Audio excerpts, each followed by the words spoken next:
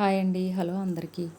శుక్రవారం ఉదయం తీసిన వీడియో అండి. శుక్రవారం ఉదయం నేను ఎలా చేసుకుంటానో ఇంటి పనులు, పూజ పనులు అన్నీ ఎలా చేసుకుంటానో చేసి చూపించబోతున్నానండి.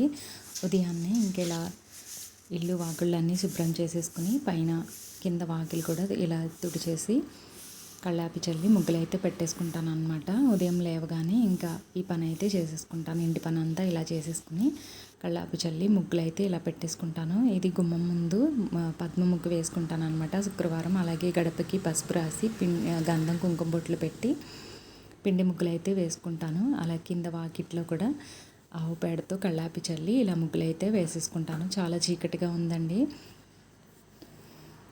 4:30కి లేచి పనులన్నీ చేసుకుంటాను. అలాగే ఆ పనులన్నీ అయిన తర్వాత స్నానం చేసేసి ఇలా పాలైతే ఫస్ట్ పాలు పొంగిస్తాను అనమాట. ఆ పాలు పొంగేలోపు పువ్వులన్నీ కోసి తెచ్చుకుని పువ్వులు కూడా సరిగ్గా విచ్చుకోలేదు. దేవుడి దగ్గర ఇంకా శుభ్రం చేసేసి ఇలా పువ్వులన్నీ అలంకరించేస్తాను. ఫస్ట్ అయితే ఇలా పువ్వులన్నీ అలంకరించేసరికి పాలు అయితే పొంగాయి అనమాట. ఇంకా బియ్యం నానబెట్టేశాను. ఫస్ట్ బియ్యం అయితే తీసుకుంటాను. ఆ బియ్యం నానబెట్టేసి ఇలా బియ్యం వేసి ఉడికించేశాను. బెల్లం వేసి పొంగలైతే చేశాను అనమాట. ఈరోజు శుక్రవారం కదా, అమ్మవారికి ఆవు పాలతో క్షీరాన్నం అయితే చేసి పెట్టాను. ఇవైతే ముందు రోజు రాత్రే సిద్ధం చేసేసుకుంటాను. అన్నీ రెడీ చేసేసుకుని శుభ్రంగా కడిగేసి పసుపు రాసి గంధం కుంకుమ బొట్లు పెట్టేసి దీపపు కుందుల్లో నూనె ఒత్తులు కూడా వేసేసుకుని ఒక బాక్స్లో పెట్టేసి అయితే పూజా మందిరంలో అయితే పెట్టేసుకుంటాను. అన్నీ ఇలా రెడీ చేసి పెట్టుకుంటాను. ఉదయాన్నే ఇంకా ఈ పని ఏమీ లేకుండా మిగతా పనులు చేసుకుని పూజ అయితే చేసుకోవడానికి ఇవన్నీ రెడీ చేసుకుంటాను. ఇంకా మరుసటి రోజు ఉదయం పూజా మందిరం అంతా శుభ్రం చేసుకుని ఇలా పసుపు ముద్ద వినాయకుడిని అయితే చేసి పెట్టుకుని పువ్వులతో అలంకరించేసుకుని ఇంకా దీపారాధన అయితే ఇలా అన్నీ రెడీ చేసుకున్నాను. ఇలా అన్నీ పెట్టేసుకున్న తర్వాత ఒక చెంబుతో నీళ్లు తీసుకుని పసుపు, కుంకుమ, అక్షింతలు, కర్పూరము, జవ్వాదు ఇలా ఇవన్నీ వేసుకుని ఒక పుష్పం కూడా పెట్టుకుని దేవుడి మందిరంలోనే ఇలా ఈశాన్యం మూలన అయితే చెంబు పెడతానమాట. ఇంకా క్షీరాన్నం కూడా రెడీ అయిపోయింది. ఒక గిన్నెలోకి తీసుకుని దీన్ని ఫ్యాన్ దగ్గర అయితే పెడతాను అనమాట. పూర్తిగా చల్లారిన తర్వాతే దేవుడి దగ్గర పెట్టుకోవాలి. తర్వాత ఇలా దీపారాధన అయితే చేసేసుకున్నాను. దీపాలు వెలిగించుకుని ఏకహారతితో దీపారాధన అయితే చేసేసుకుని ఇంకా వినాయకుడిని పూజించుకుంటాను. ఫస్ట్ అయితే వినాయకుడికి బెల్లముక్క నైవేద్యం పెడతాను. ఇలా వినాయకుడి పూజ అయిన తర్వాత ఇలా లక్ష్మీ అమ్మవారికి, వినాయకుడికి, అన్నపూర్ణ అమ్మవారికి, నా దగ్గర ఉన్న శివలింగం, చిన్న శివలింగం సర్పానికి ఇలా పసుపు, కుంకుమ, గంధం నీళ్ళతో మంచినీటితో ఇలా అభిషేకం అయితే చేసుకుంటాను. ప్రతి శుక్రవారం కూడా అభిషేకం చేసిన తర్వాత దీపం చూపించుకుని ఈ విగ్రహాలని శుభ్రం చేసేసుకున్న తర్వాత మళ్ళీ ఒకసారి పటాల ముందు దీపం అయితే చూపించేసుకుంటాను. ఇంకా నైవేద్యంగా అమ్మవారికి క్షీరాన్నం చేశాను కదా, ఇంకా ఆ నైవేద్యం కూడా నైవేద్యం అయితే చూపించేశాను అనమాట.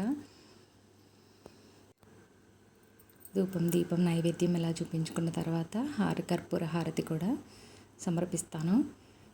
నేను పూజ అయితే ఇలా చేసుకుంటాను, సింపుల్గానే చేసుకుంటాను. లక్ష్మీ అష్టోత్తరం చదువుతూనే అభిషేకం అయితే చేస్తాను అనమాట. ఇలా ఇంకా అన్నీ అయిపోయిన తర్వాత పూజ అయితే ఇంట్లో ఇలా చేసుకుంటాను.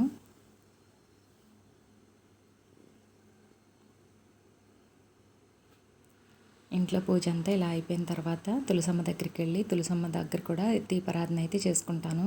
ముందే అన్నీ రెడీ చేసి పెట్టుకుంటాను కదా, తులసమ్మ దగ్గర కూడా ఇలా దీపారాధన చేసుకుంటాను.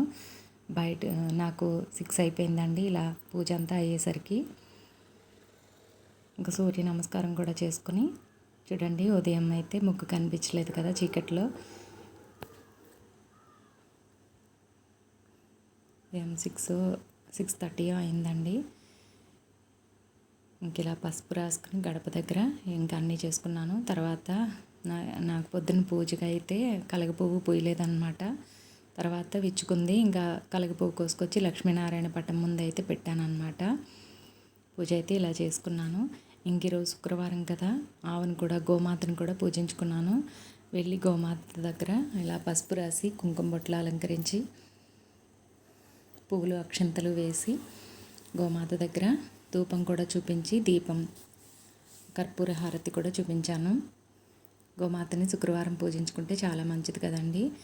ఇంకా గోమాత మా దొడ్లో ఉండడం వల్ల దూడని, ఆవుని కూడా ఇలా పూజించాను. చూడండి, ఇది పువ్వు పెడుతుంటే వెనక్కి పడేస్తుంది అనమాట. ఇంక దూడకు కూడా ఇలా చూపించి, గోమాతకు కూడా చూపించి, నేను చేసి పెట్టుకున్న ప్రసాదం ఉంది కదా, ఇంకా క్షీరాన్నం కొంచెం అయితే ఆవుకి తినిపించాను అనమాట. చక్కగా తినేసిందండి. క్షీరాన్నం కొంచెం బెల్లం ముక్క పట్టుకొచ్చి పెట్టాను, తినేసిందనమాట. మీరు కూడా గోమాతను దర్శించుకుంటారని వీడియో చూపిస్తున్నానండి. ఇదైతే దూడ అనమాట. ఇంకా కిచెన్లోకి వచ్చేసి ఇడ్లీ అయితే వేసేసాను. ఇడ్లీ ఉడికిపోయింది, తీసేసి ఇంకా చట్నీ అయితే పెరుగులో ఆవకాయ ఊట కలిపి ఇలా చట్నీ కింద చేశాను. ఇడ్లీలోకి చాలా బాగుంటుందండి. కొంచెం పెరుగు చిలికి ఇలా ఆవకాయ ఊట కలిపి వేసుకుంటే చాలా చాలా బాగుంటుంది. ఇదన్నమాట మా బ్రేక్ఫాస్టు. అలాగే వైట్ రైస్ వండేసి పప్పు మెంతి కూర చేశాను. పప్పు ఉడికించిన నీటితో రసం చేశాను. అలాగే వడియాలు వేయించి పెరుగు అయితే తోడుపెట్టాను అనమాట. ఇదండి, ఇది మా లంచ్ అనమాట. ఈరోజు వీడియో ఇదండి. వీడియో నచ్చితే కనుక ఒక లైక్ చేసి ప్లీజ్ సబ్స్క్రైబ్ చేసుకోండి. Thank you.